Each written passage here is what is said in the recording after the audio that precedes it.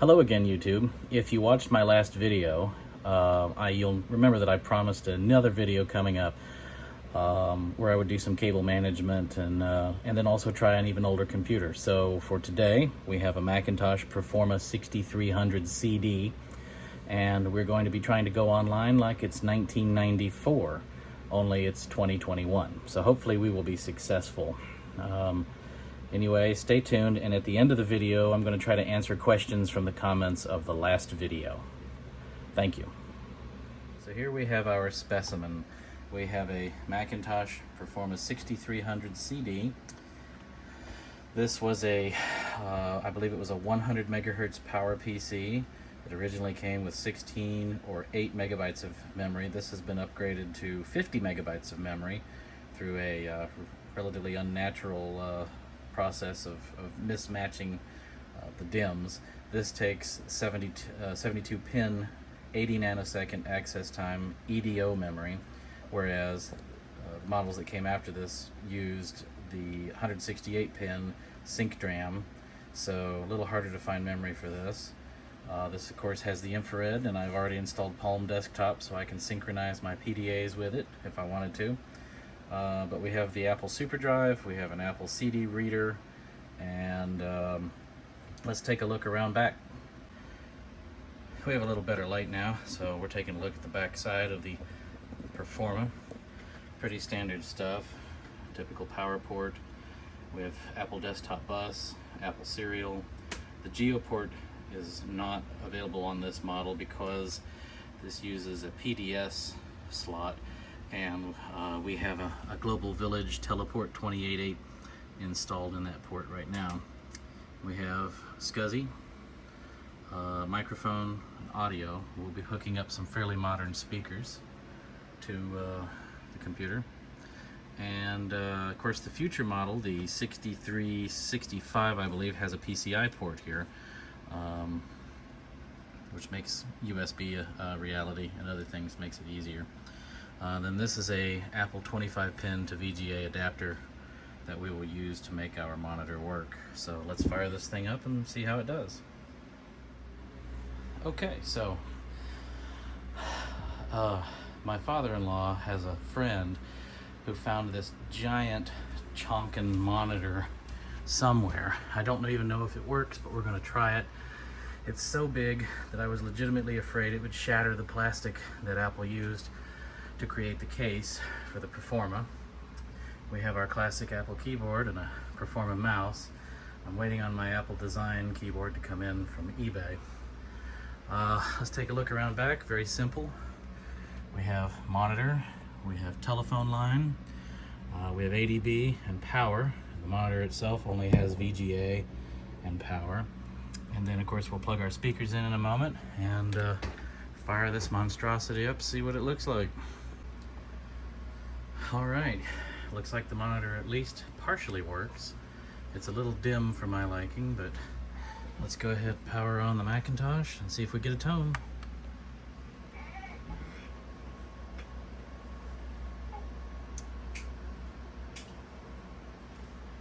We have a light. Oh, we have a screen. Happy Mac. So I have installed 3 different versions of the Mac OS system on this Performa. I believe we have 7.6.1, 8.0 or 8.1, and 9.1, all of which were widely in use when this computer was the thing to have. This particular Performa's release date, I believe, is September of 1994. And the manufacture date on this monitor is August of 1994, so in a strange sense, they are sort of related. So this is only 100 megahertz. I have actually upgraded the hard drive to a 16 gigabyte SSD. That matters very little, however, because I think these are only ATA 33 or ATA 66, so we're really, I mean, yes, we're going to max out the bus, but that's not saying much, you know, for these older IDE-based systems. So it looks like it's been about a minute, and we're working our way to a desktop. Oh, it's gonna fuss at us. What's wrong?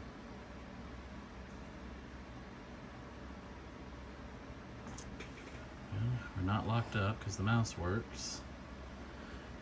It's probably going to fuss that the battery is, yeah, the pram battery in this model is long since dead, and so it does not hold time when you unplug the power. So that's what it's fussing about. Now I am concerned that we're not hearing any sounds. So I'm going to check the volume on our speakers. Make sure that's right. There we go.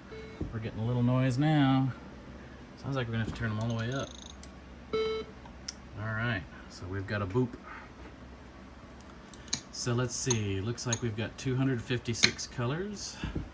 Let's turn that down just a tidge. Well, we support 800 by 600, so let's mode switch to 800 by 600. There we go. Ooh, that's nice.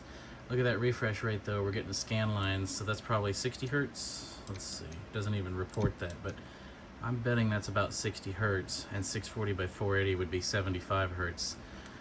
Since our shutter speed is 60 frames per second on this phone, that's why we're getting a perfect timed scan line situation there. So let's drop it back down to 640 by 480.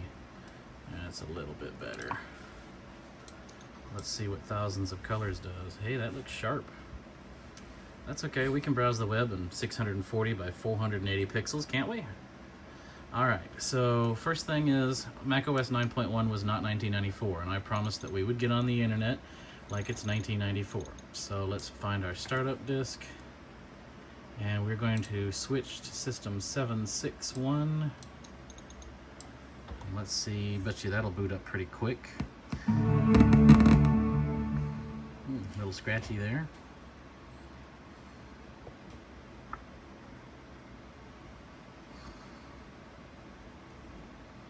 I find it really interesting that having speakers plugged in, you get the startup sound through the speakers instead of through the built-in speaker on the computer itself.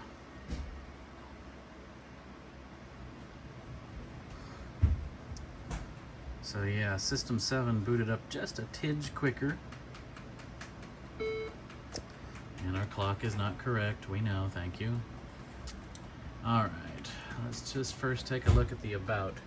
So we're running System 761, 50 megabytes of memory, and macOS is using 6 megabytes already, so we have that working against us.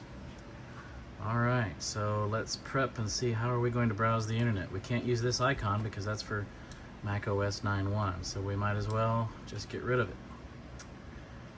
And we'll leave that there because that's on the desktop of 9.1. So the first step is we have to figure out how can we use the modem in this. So let's try to figure that out next. Okay, so it doesn't look like we have what we need by default. So this being a default install, I guess it did not include the necessary PPP software. So we go to our factory, System 761 disk, and we're going to attempt to find Open Transport on said disk. It'll take a moment, it looks like, to read that.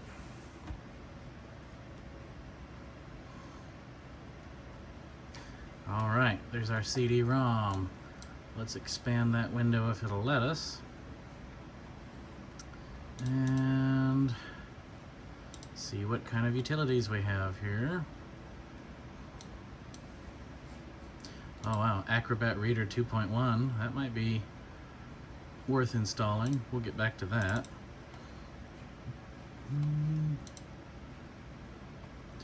Oh, zip drive tools. Doesn't look like there's really any Open Transport there.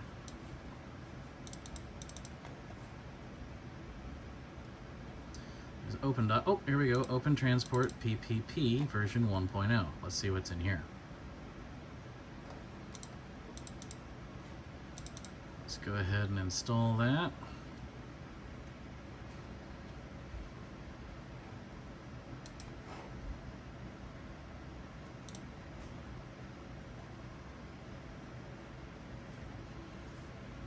Not terribly slow for a computer that's 36 years old.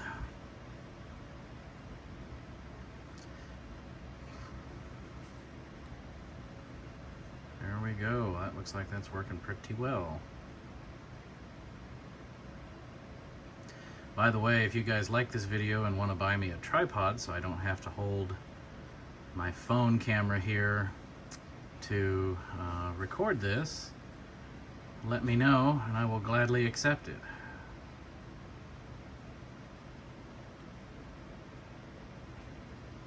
So this installation looks like it's going to be a little while.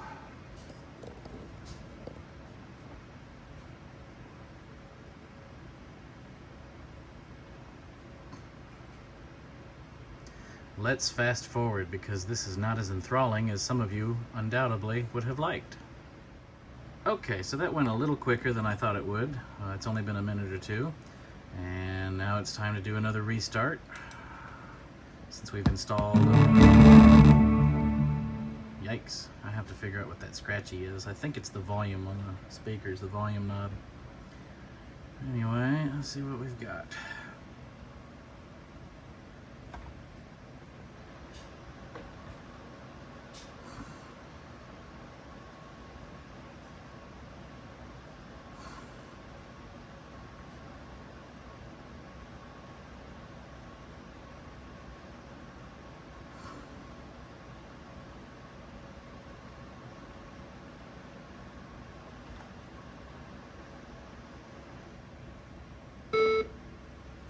Yes, we know the time's not right, but we're going to connect to the internet. We're going to set the time.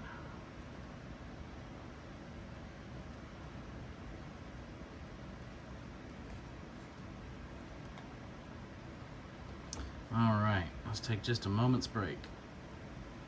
While we wait for that, I thought I would point out some of the cable management that I did. So I zip tied this power strip to this rack that I had upstairs. I've got my 5-port gigabit switch, got my airport router, which acts as my dial-up ISP, and I've got my Cisco device here. If you watched the previous video, you know that this allows me to dial and get a dial tone, and then it just switches from one port to the other and sends that signal over to the airport. And of course, it's due to the way the phone system was designed, the max that we can really get out of this is 33.6. So done a fair bit of cable management on that and made it look a whole lot nicer. That Ubiquiti access point is the one of the 2 access points for my whole house. So here's something fun. It's a box of Mac Addict software and a Graphite G3. In addition, we have the recently upgraded to 1.2 gigahertz G4 tower, a double G5 tower, and an iMac G5, and then back there's an actual Mac Pro from 2006. But enough about that, let's get back to the Performa. Okay, so we had to do a little research, had to read the books, and we now have PPP access. That much is good. So our first step is we actually have to go here to the modem control panel, and we have to select we have a modem port, and that it is in fact a Global Village or a GeoPort Express, I think is what we're going to call it here.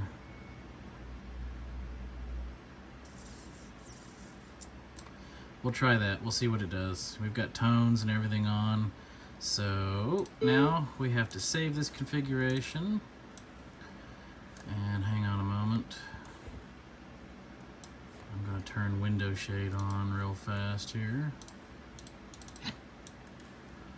Okay, so now we go down here to PPP, or point-to-point protocol, which is the protocol frequently used over dial-up back in the day. And now it wants to know a name, a password, and a number for dial-up.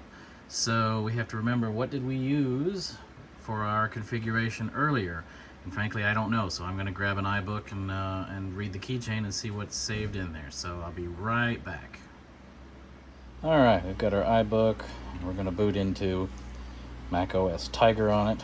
And that should give us access to our saved keychain password for dial-up.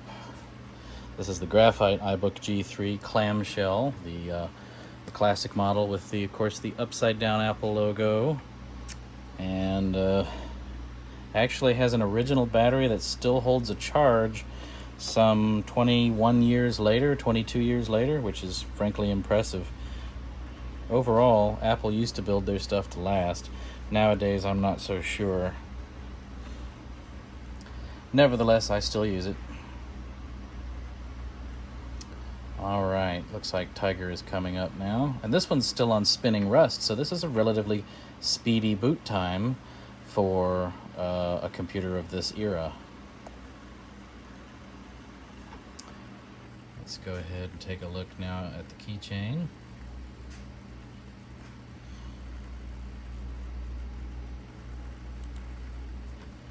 We'll use Spotlight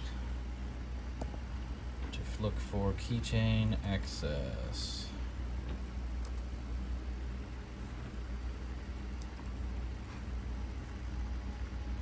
There it is.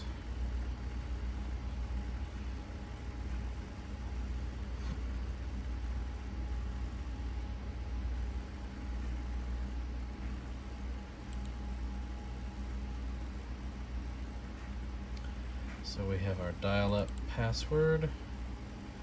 So it looks like that's the account. So we'll come back over here and put in that. But now we need to know what the password is. Let's find out.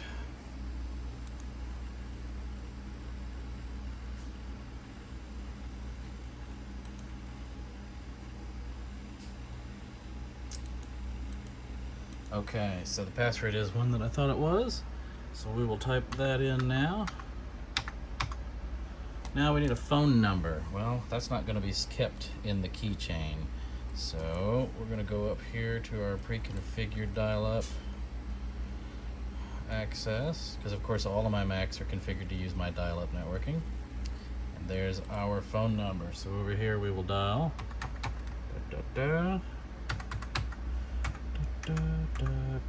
Okay. Let's try it. Whoops, I probably didn't point that at the monitor. Sorry guys, but there's our phone number. All right, let's see what happens. PPP is not selected in the Transmission Control Protocol / Internet Protocol control panel. You must select it in that panel to make TCPIP connections via point-to-point protocol. Okay. All right, so we can do that. And it looks like it's handily popped it up for us. So we will select PPP. When we close this, it'll ask if we wish to save, and we do. Now let's try to initiate a connection. Now earlier, when I tested this on a Performa, I didn't get any modem sounds. Don't know why that is. It's kind of a bummer actually, because we all want to hear that awful raucous noise that the modem makes. Says that it is dialing. Let's take a quick peek at our dial up configuration box, and by and large we have one line active. So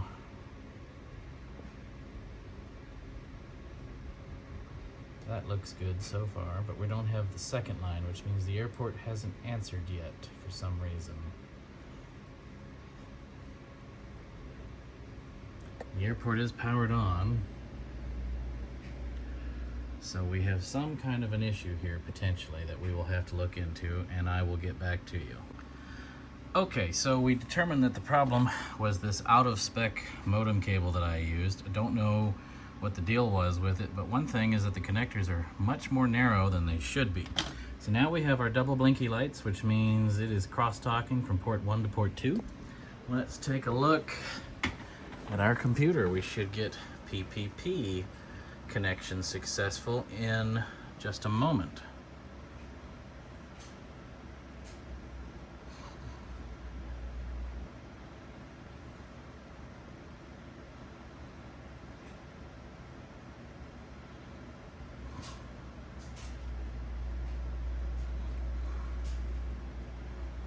It's very boring without any of the ordinary modem sounds.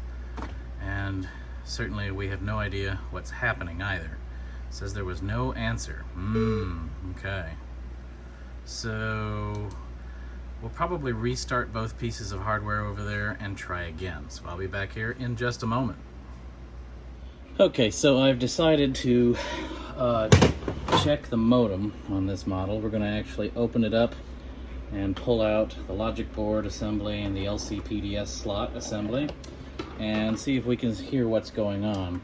Now, I was able to get a successful connection, but it said the authentication failed. And I think one of the issues that we're facing is that I don't know exactly what modem is in here, so I'm just sort of selecting modems willy-nilly and hoping for the best. I know it's a global village, I know it's a 28.8, but we need to find out exactly what it is. So let's take a look. Here's our logic board assembly. We have our, I believe this is our processor cache, our memory SIMs, and our PDS slot. This particular Performa also has a new bus port, which you can see here. I do not have any new bus cards, but if I did, I would certainly install a network adapter or something like that. Alright, so let's take a look at our modem here. There's no speaker assembly on the modem, and there's nowhere to plug one in. This says it was manufactured by Valmark Industries Incorporated. No idea who that is, so we may need to do a little Googling. This says Teleport Platinum 5, so that's good. Let's go ahead. I'm probably going to regret it in the morning, but let's just yank this thing out of here.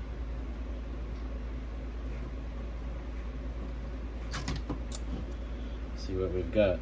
Looks like an early PCI bus design. So this says Global Village Communication, Teleport Platinum, no speakers, so I guess we're just out of luck on hearing that old vintage dial-up sound.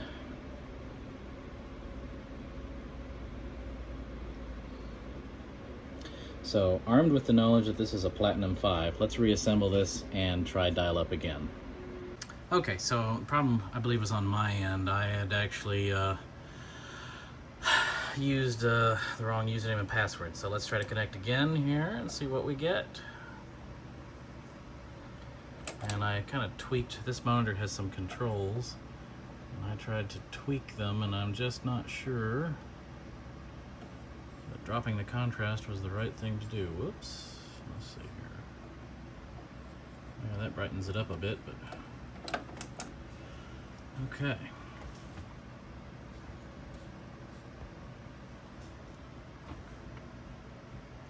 So we are dialing.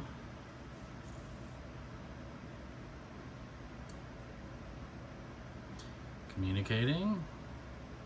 Modem reliable link established. Yay! Authenticating. Starting network protocols. Let's see here.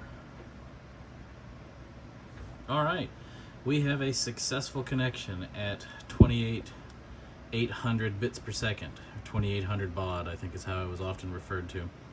So, how the hell do we get on the, sorry YouTube, how the heck do we get on the internet?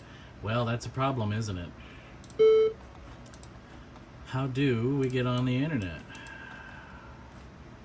We have established our network connection. What is the internet, though? Well, the internet's sort of a big, in this day and age, it's sort of a big thing that a whole bunch of people can communicate through various protocols on. Still is, but we need to look at what can we use. So, looking through the books for Mac OS System 761, of course, you had America Online.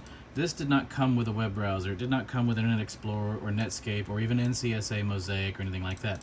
In fact, it looks like it came with something called Cyberdog, which is a sort of a suite, an internet communications suite. So we're going to look again here on the System 761 installer, and we're going to locate the Cyberdog installer, and we're going to install some Cyberdog.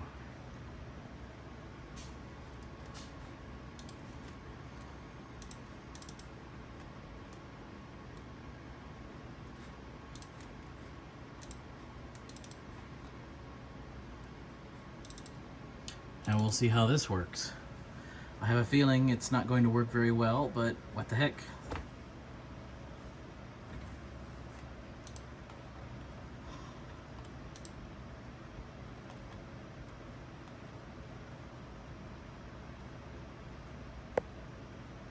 So this says we need OpenDoc 1.1.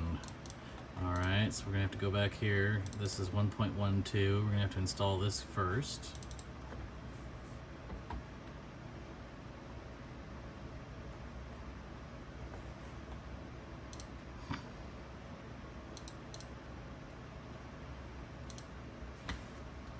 And we'll probably have to reboot if I know this old system.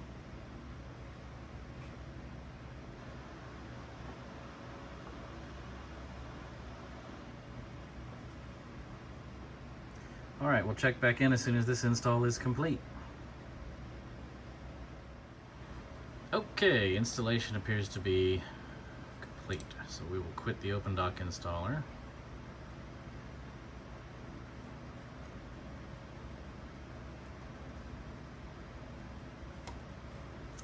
Okay.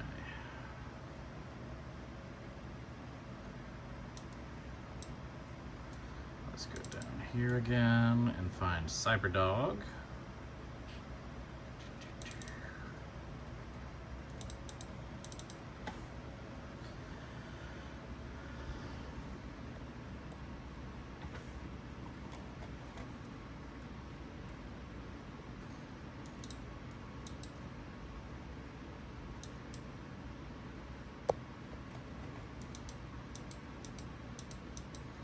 Uh-oh. Are we froze up or are we reading the CD-ROM? Oh, I guess we were just reading the CD-ROM. Okay. Alright, Cyberdog says he can install now.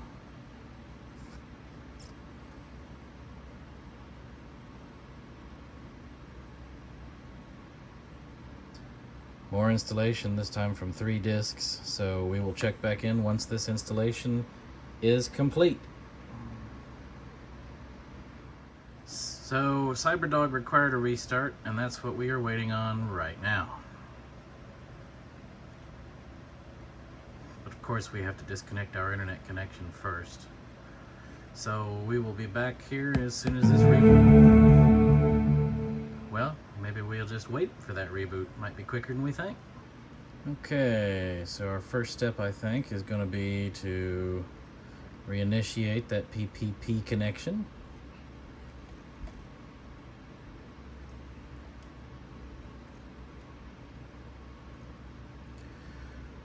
If you wonder why it took so long to get anything done back in the day, this is why. All we did was wait on computers.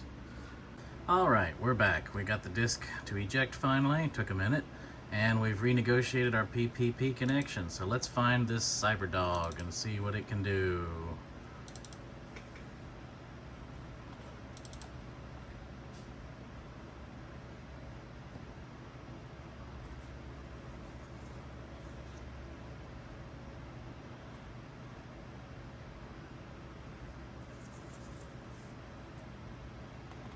Okay.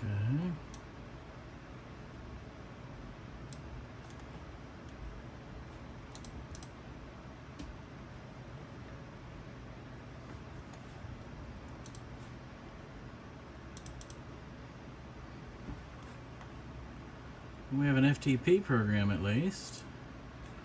That could be useful. This says location URL. Let's try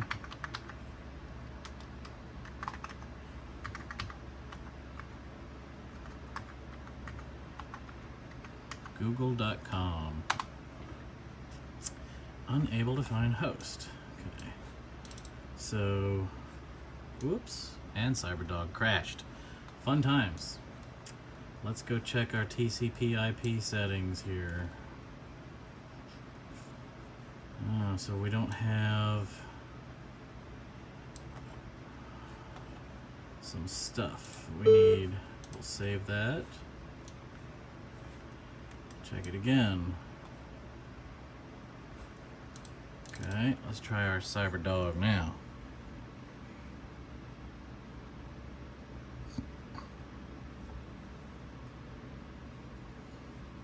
So definitely an adventure to get on the internet. So I don't even know how many minutes we're in. We got to be close to 20 minutes in, and we still haven't accomplished anything. No stop button on this browser, but we are definitely, looks like we're successfully doing a DNS lookup now. So that's good.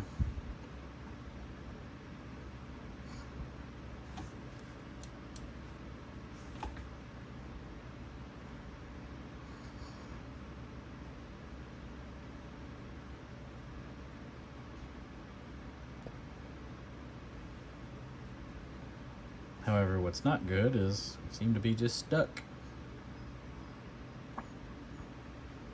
So let me set this camera down and we'll check back in as soon as we can get it sort of halfway working. Make a note, it says 8:57 in the clock up there, so we'll see how many minutes it takes for me to figure it out. So we are back. It is 12:38 on the clock, which means it's been about 4.5 hours of me trying to figure out what in the heck I'm gonna do. In the end, I found an Internet Explorer 4.5 installer, and I installed it, and so we will see if it works, and it looks like it is. I'm very excited. So we might have some rudimentary internet now.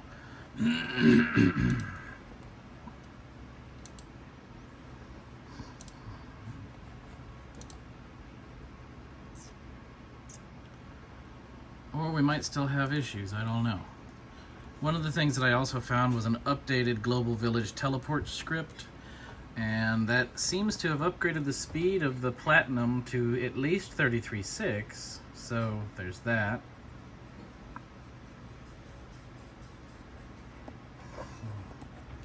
It's being very slow, so I'm going to actually stop it from trying to open a URL.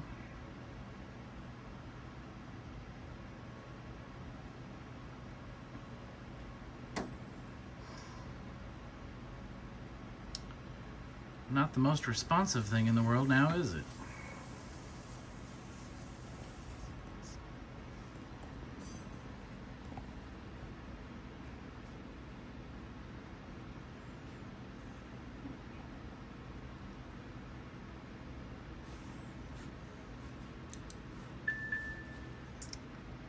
All right, well, let's fast forward again and check in whenever it gets done doing what it's going to do. Alright, once again we're back at it to try to troubleshoot what exactly is going on. And I was able to find an old application called the AG Net Tools here that will hopefully help me to do some diagnostics. So with the ping tool, I am in fact able to ping this is Google's DNS server. So we've definitely got internet. So I don't know why Internet Explorer is crapping out. It's acting like it's a DNS issue. So let's see what a whois looks like for, say, google.com.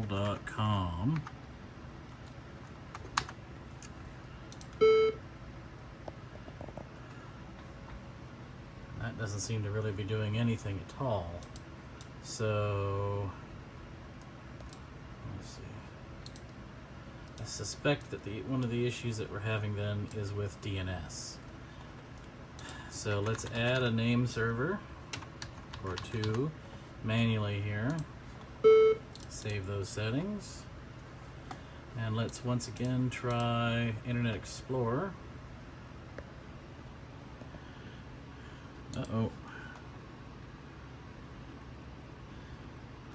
We seem to have at least temporarily frozen. It's been doing this a fair bit, so we'll just let it ride.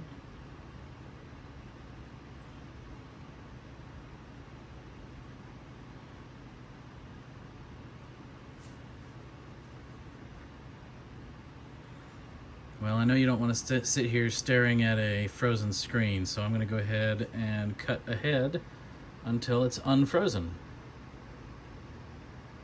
Okay, so it's a couple hours later now, and somehow I managed to break the TCPIP control panel. So I'm attempting to reinstall Open Transport and PPP in the hope that that will restore the missing control panel. If it does not, then a full install of System 761 is in order. So this has been an all-day thing to get online. So you guys who buy a computer, take it home, stick it on the Wi-Fi, and just get online, and you already have your browser you want, you have everything.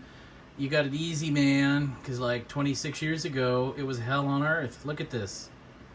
Look at this nightmare. Anyway, not complaining. I'll fill you in here in a few minutes once this comes back up. Well, here we are at the Mac OS installer. Looks like we're going to be doing a complete reinstallation of System 761. Yay! Well, we are still reinstalling System 761. Turns out I probably could have simply erased a preferences file and fixed everything. But hindsight is 2020, and we are trying to do this by the book, using only the manuals available to the computer owner who would have owned this in 1994. So, just checking in. We'll be back in a bit.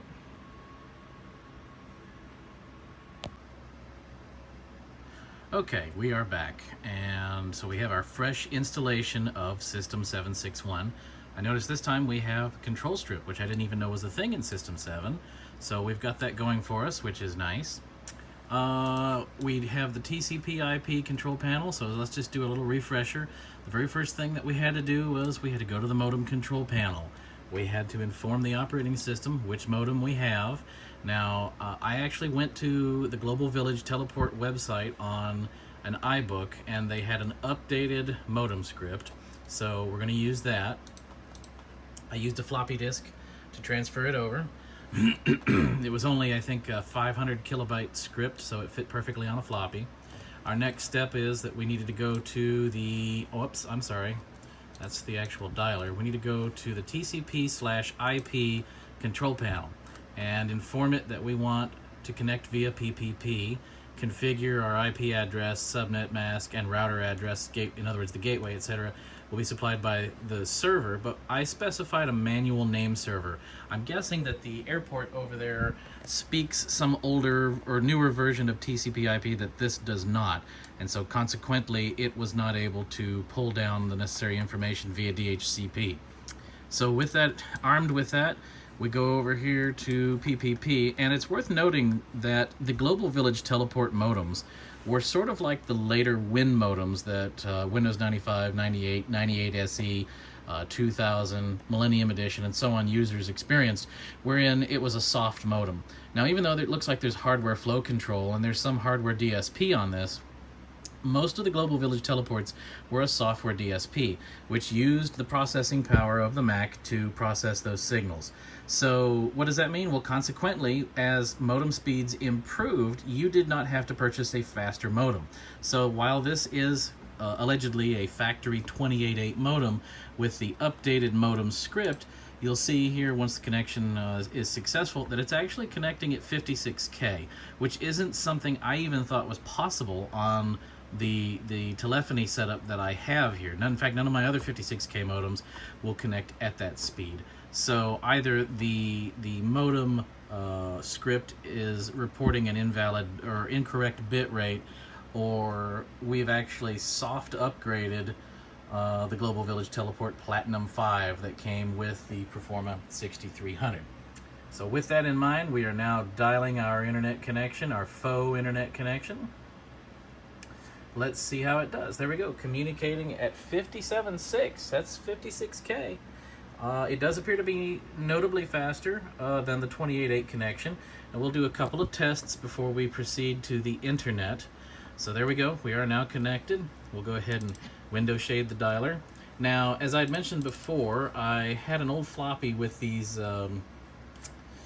called the AG Net Tools, which is a freeware application from 1997. So we'll go ahead and we'll skip that, and we'll go to our ping tool. Let's see what kind of response we get from pinging the name server. There we are. So we're actually getting about half-second return pings. That's about normal for dial-up internet access. So we're getting all of them back. So that's very good. That's very, very good. A couple of other things that we could do here with this, but let's see what this says. So that gives us our IP address. Funny, no net mask and no router, no gateway, but nevertheless, I suspect if we go ahead and quit this tool and see if we can figure out just where the heck Internet Explorer is installed at on here.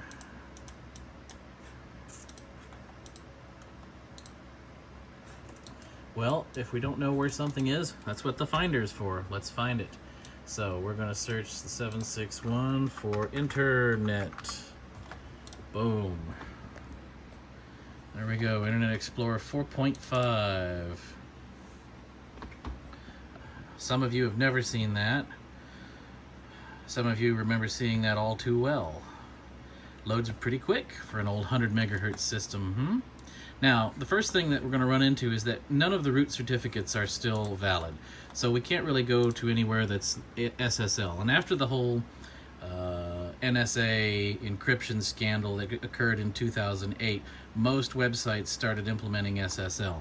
But I believe that if we manually specify a encrypted website, like for example Google, I bet you we can pull up Google on this hardware. Let's find out.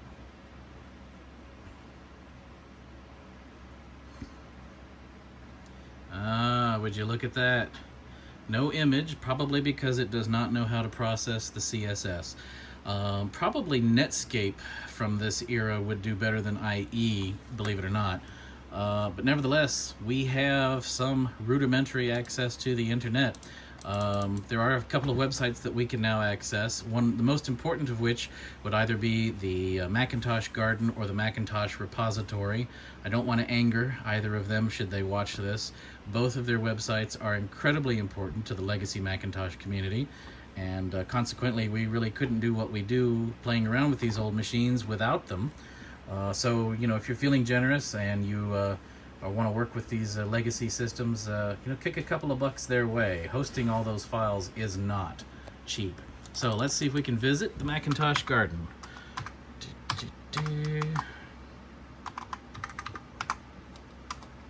Hard to type with one hand.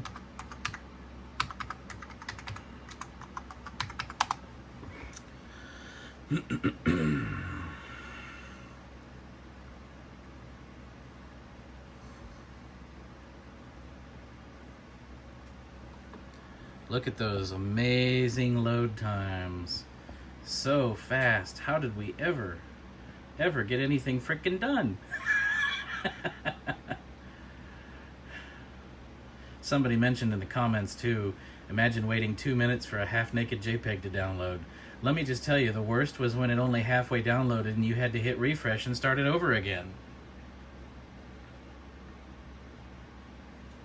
Still waiting. Still waiting.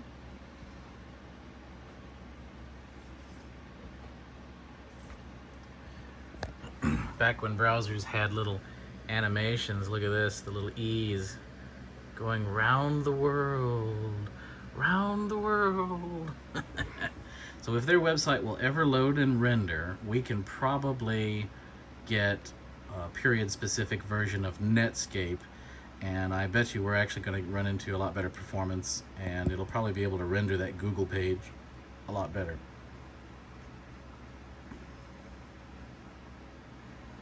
It's just downloading GIFs and JPEGs and all kinds of stuff. Look at it down there, that status bar. Let's move that a little bit off of the control strip. There we go. So we are, you know, the early internet was not so imagized. Everything is pictures and images now. There's an old saying that says a picture is worth 1,000 words and uses the bandwidth of 10,000 words. Hey, we're starting to see a website materialize out of the mists of time. All right, hey, we can scroll this website too, buddy. Hey, that's pretty exciting. So we can now download games and applications of all kinds for our Mac here, our legacy Mac. So if you have System 9, actually I think System 8.6 or newer, you can run Classilla. Classilla is a retro browser that supports modern SSL, and it targets the mobile versions of today's websites, and consequently runs a little bit faster. So after this, I'm going to go ahead and reboot into System 9.1, and we'll take a look at just how much easier it is to get online with a Mac OS that was, of course, designed for the iMac, the Steve Jobs iMac, which revolutionized computing at Apple and certainly caused a lot of competitors to take notice, to sit up and take notice. So why don't we go ahead and do that, and let's see how fast. Now, System 9 runs a bit slower on the 603E, but it's a bit more optimized for it as well. So let's go ahead. I'm going to go ahead and stop the video here. We're going to restart into System 9.1 and then see how that goes. Okay, so I lied. I actually found a CD that I'll show you in a moment with a Netscape installer on it, and I've gone ahead and I've installed Netscape. So this would be a period correct version of Netscape Communicator. Let's just see what version we've got here. So this is version 4.61. Appears to be copyrighted into 1999, so this would be a little bit later version of Netscape, but nevertheless it does work. Let's go ahead, get us a new browser window here. Now, we can't visit livepage.apple.com because we can't communicate securely. There's no common encryption algorithms and blah, blah, blah. So, but I bet you if we go to Google now, we will probably be able to see the full Google website. Something that didn't exist when this version of Netscape was the thing to do. Hey, look at that, we got images. So Netscape supported early versions of CSS, which is, I'm guessing, is what's going on here. And of course, Netscape was, I think, part of the original Mozilla project long before Firefox was a thing. So anyway, looks like we have at least a semi-usable Google website. I doubt that we can really search for anything.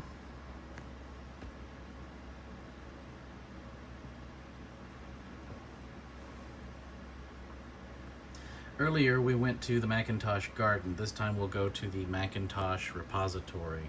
Hey, we actually have search results. They're not formatted very well. They're really hard to read, but we have search results. Let's see what the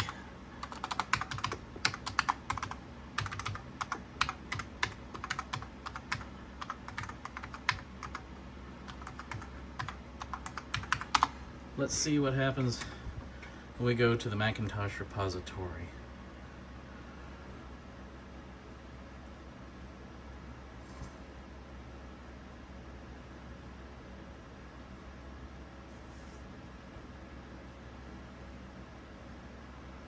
Still not the fastest thing in the world, but it's churning away down there, doing its best.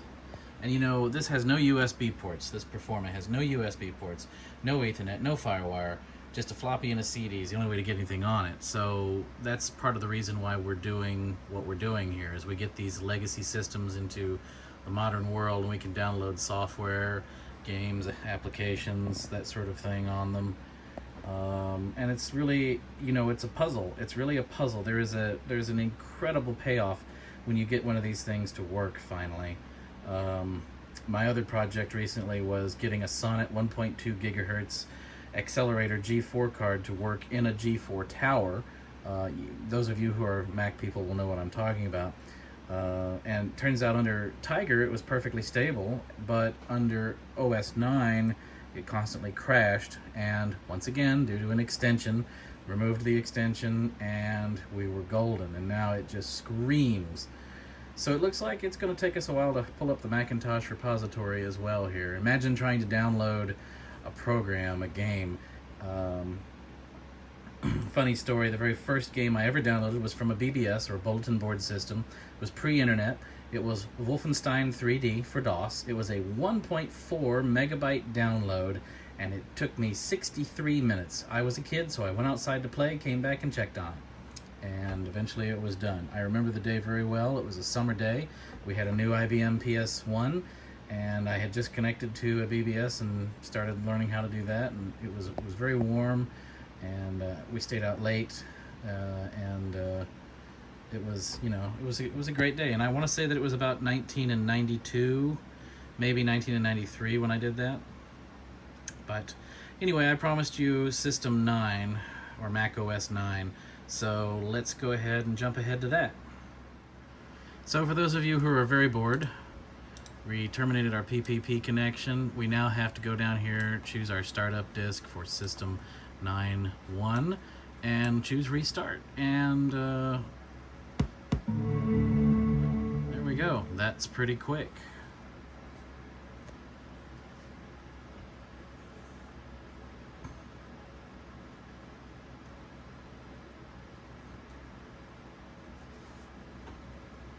And again, this is only a 100 megahertz PowerPC 603E with, I believe, 64 kilobytes level 2 cache. Level 2 cache, of course, was a really big deal for the PowerPC, and even for the Pentium. Honestly, from a technical perspective, I have absolutely no idea what level 2 cache is. I'm sure someone will explain it way better than I could ever hope to in the comments for this video. But nevertheless, you had to have it. The PowerBook 5300 series did not, and was combined at the time with an operating system that was basically a fat binary operating partially in 68K mode and partially in PowerPC mode. And so the 5300 series, when it first started, was really doomed to be a dismal thing. So it got a lot of hate for that. But anyway, if we get this started up here.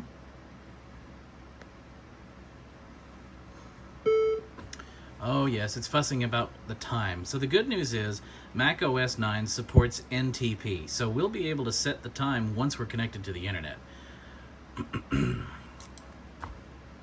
Still booting up.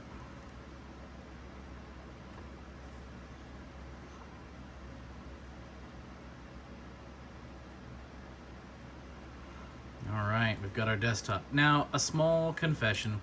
I cheated slightly and I typed out a URL that we're going to use to download a software application so that we don't have to go Googling for it, but it's fairly trivial to do. Alright, so actually Mac OS 9 being again designed for the internet age and the iMacs and all of that sort of thing, well, it actually looks like it may already be partially configured, or it took the configuration from the system's 7 and 8 disks. Let's go ahead and eject those disks.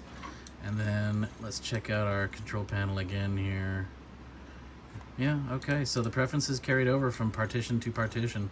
That's very interesting. I wonder if our modem configuration did, and it almost did. 28.8 to K56, so we have some newer options for the global village here. So we'll go ahead and we'll choose that. Alright, now we don't have a PPP control panel anymore. We have remote access. Yay! Alright, so we got everything already put in here. Let's go ahead, punch the connect button. Now, the Global Village Teleport Platinum 5, which came in pre-installed in the Macintosh Performa 6300, does not appear to have the ability to output that horrible screeching dial-up noise we are all used to. So this might be a slightly more boring video than the last one, but nevertheless, understand that it is making all those noises, we just can't hear them. We're dialing up, we're waiting for that connection. Sorry about that awful moire pattern, but that is a consequence of using CRT or cathode ray tube type displays with a refresh rate. Okay, so we're connected at 28.8. We'll go ahead and window shade that. Now, System 9 came with both Internet Explorer and Netscape. So if we go into the Internet folder here, we should be able to just fire this sucker right up.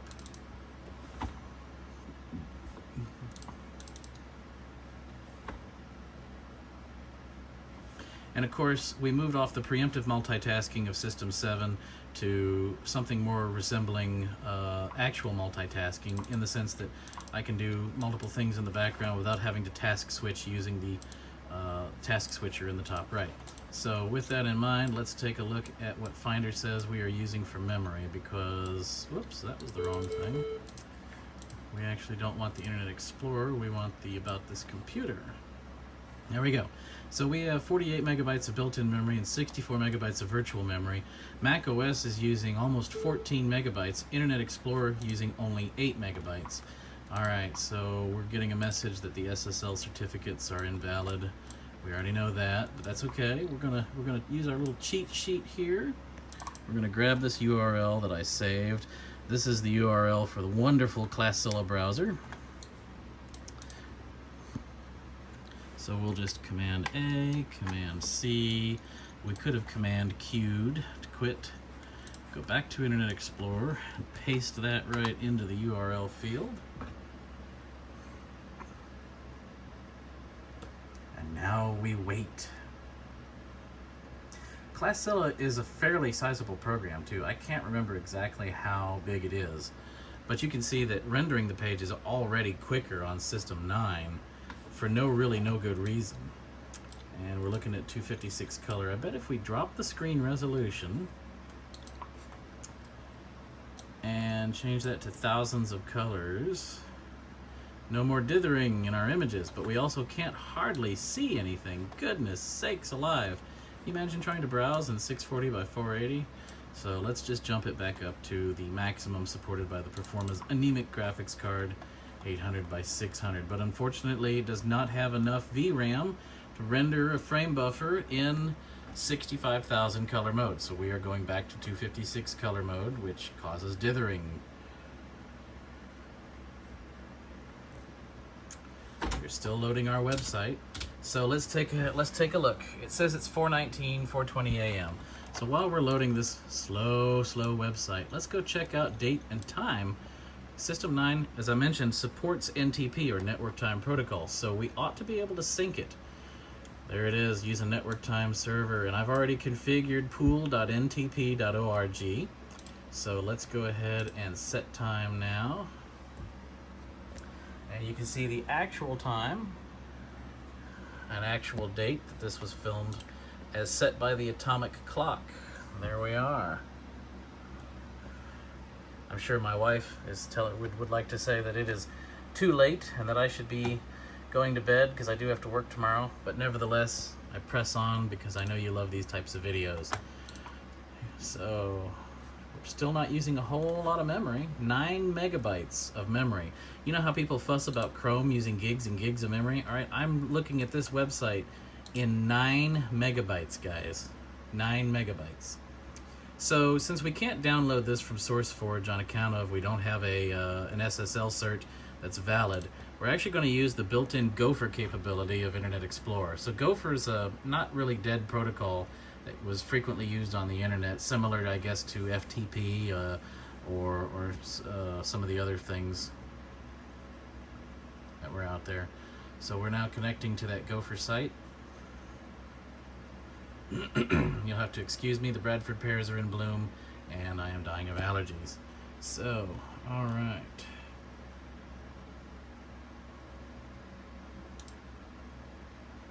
Here is our Classilla Stuff It archive. Good news, we can download it. Bad news, it's 23 megabytes. So I wonder how long this is really going to take. And we have to hope nobody picks up the phone, right? Good news is, looks like Internet Explorer from this era had some form of download manager. Here's hoping that we can resume the download should something go wrong.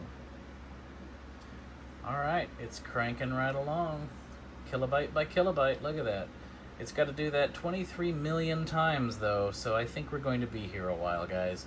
So it's 9:53. I will check back in once this download is complete. So, spoiler alert, it is tomorrow. The download completed sometime overnight, and we will install that application probably in the next video.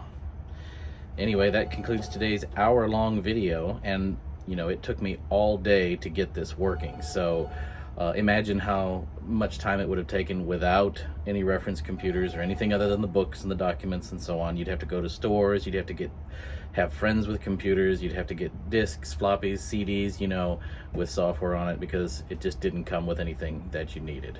So anyway, please you know, leave some comments and I'll do a question and answer on the first video as my next video.